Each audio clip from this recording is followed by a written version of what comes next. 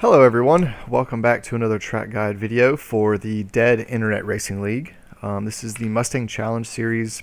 We run less aero, less power, more weight. The car's setup is meant to be a little loose, so it takes the regular GT4 and dials it down, if you will.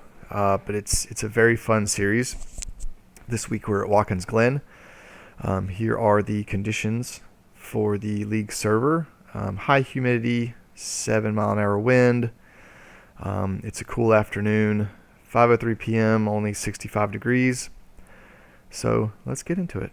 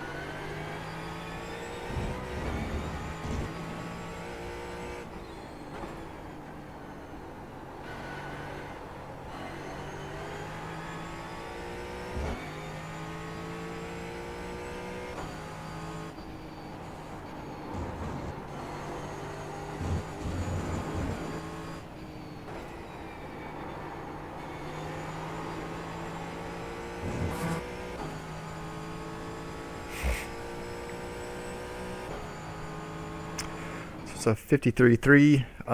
Optimal this session was a 53.1. The time I lost in this lap was just through the boot. You'll see I started the lap on like 58.8, I think, bias, and that's just to set up turn one better. The rest of the track, I'm cranking that bias up because through the boot, if your bias is a little low and you really try to get a late brake in, when you start to lift off that brake, the rear end wants to step out, at least for me. So let's run through a guide. Like I said, turn one, I've got the bias down, and I'm actually going to kind of brake early and not as hard, since the car doesn't really have great turn in, and it's very loose on exit. I found I did a lot of testing attacking turn one in the right way to do it, and normally, you're braking as late as possible and you're really just turning in on turn one, hitting that apex.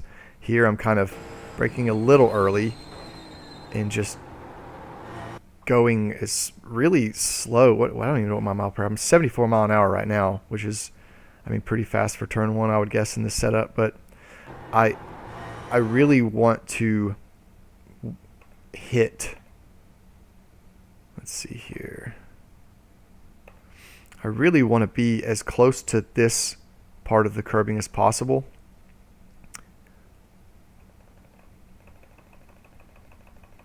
This is exactly where I want to be. If you are pushed up too far, I actually did that and had a really good drive out. But if you hit it too aggressive, it can bounce the car and want to push you wide. If you're not hitting the apex tight enough, this car has no turn on exit or wants to get loose, and it'll push you wide also. So you really need to focus on your turn in and hitting the middle of this curbing. Try to get as close to this line as possible. And you can really hammer down throttle when you hit this compression. It'll push you wide, but as long as your right tires are not over this line, it's not an off track. So you have a lot of room here to play with.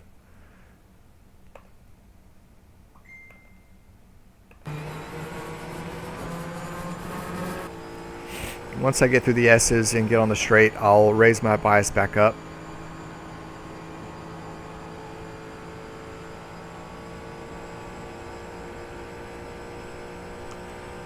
This is a fun one as well. In this car, I'm braking just before or around the 400 board, just before this white line. That's always usually been my braking point.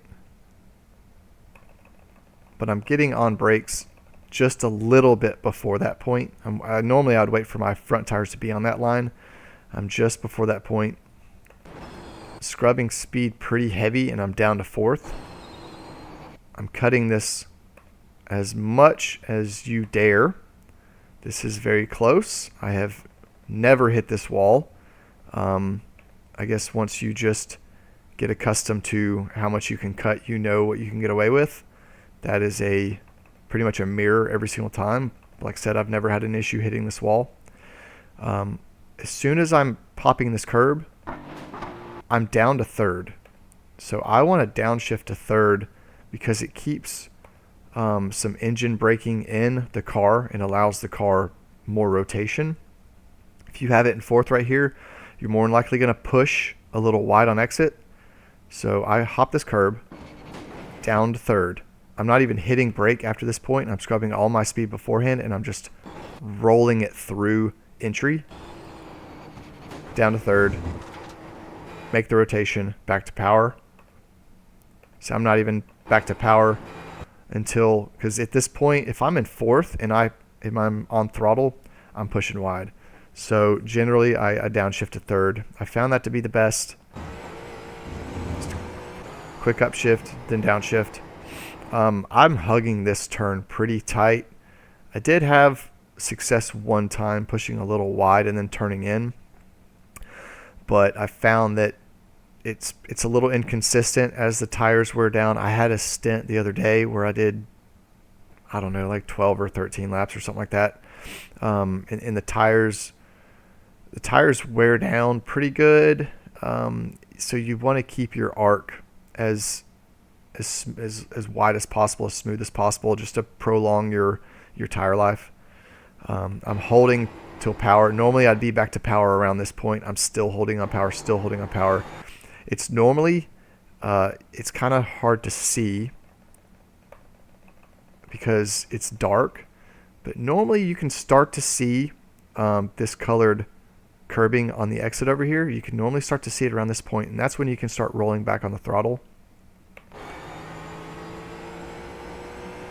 You're going to push wide, but as long as you're not 2 wheels deep in the grass, you're fine. And this is the main turn why I have my bias up pretty high. I like to attack this turn on the brakes pretty heavy. You could probably brake less into this corner with less bias and be okay. I like to attack it, so that's why I have the bias high. Pretty heavy on brake just to get the speed scrubbed. And then as soon as I start to make my turn in, I'm just slightly that 5% brake until I'm starting to go into the apex and down the hill. I can really start to roll back on the throttle. Be careful right here. You don't really want to put 2 wheels right here. The car doesn't like it at all. It bounces, it spins, it gets upset. So if at all possible, do not drop 2 tires there.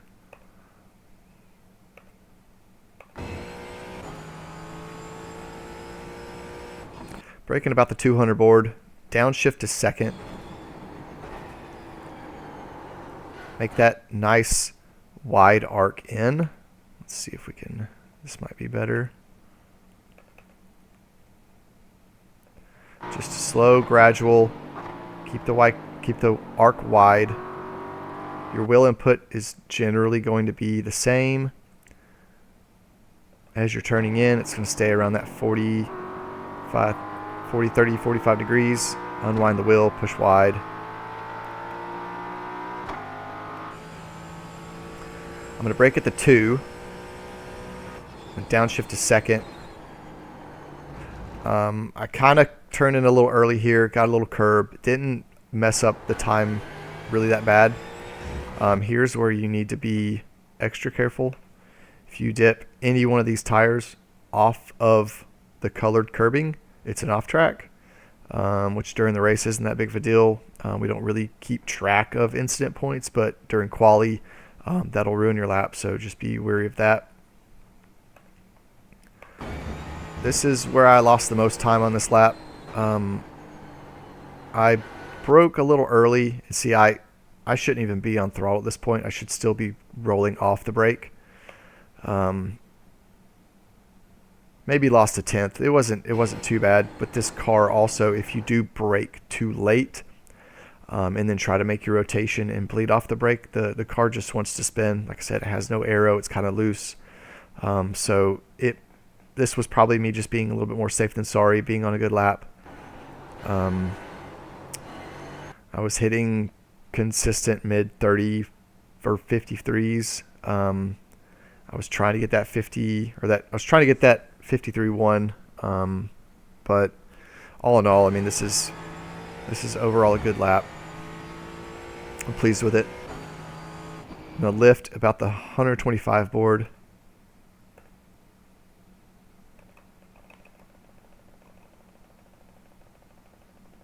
Yeah, about 120, 130. Just lift, coast through. You can add a little bit of brake if you feel like you're going to be pushing wide. Not too much, no more than 5%. If you don't want a dab of like 20, 30%, it's not needed.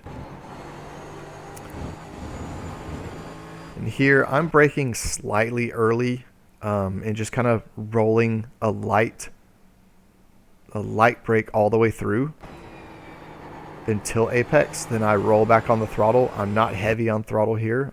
I say heavy. I roll to 40, 50%. Then I go more.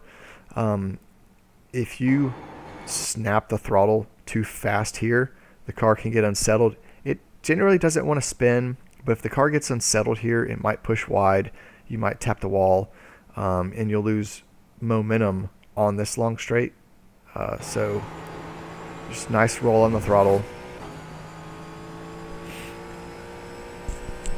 That is a lap of Watkins Glen.